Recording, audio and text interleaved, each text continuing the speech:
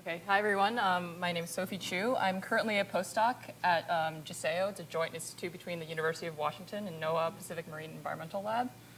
I was formerly Alex's student in the MIT Hui joint program, and I'm going to be presenting some of my thesis work looking at inorganic carbon export from intertidal salt marsh.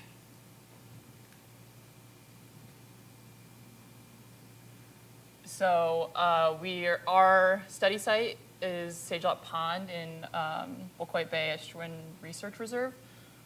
We chose the black outline is the,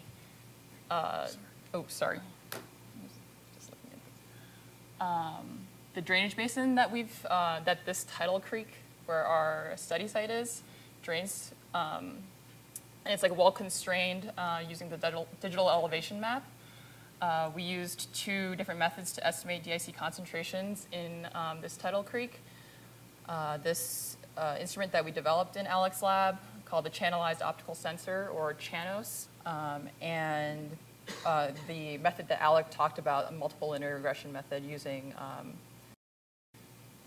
parameters measured by the YSI that's deployed in the creek, temperature, salinity, dissolved oxygen.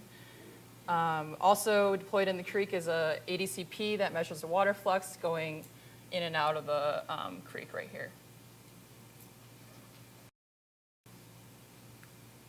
So I'm just showing a couple plots of the data from July 2015. CHANOS DIC concentrations are plotted in dark blue.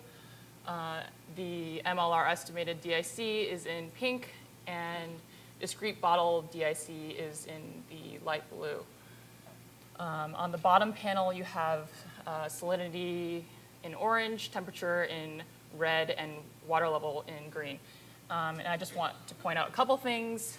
You can see here the DIC and the peripheral parameters all sort of follow the tidal signal pretty closely. There are a couple instances where the CHANOS and MLR DIC have some mismatches. Often these corresponded to rain events.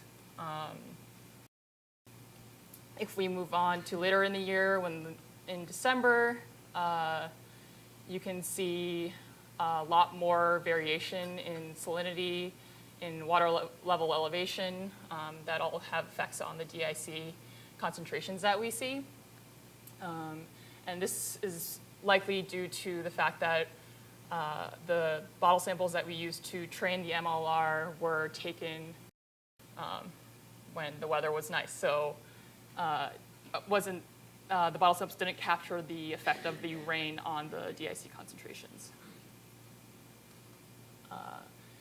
If we then get the DIC fluxes, so take the DIC concentrations and multiply it by the water fluxes, the CHANOS and MLR match up pretty well. In concentrations, we see less than 1% difference between the MLR and CHANOS concentrations on average. And for the fluxes, we see that the MLR is less than 20% difference than the CHANOS. So in conclusion, we found that the MLR is a robust method to measure DIC fluxes coming out of salt marshes. And so this is a way that we can go forward and use at different salt marshes and get more data for DIC export. Thank you. All right, thanks, Sophie.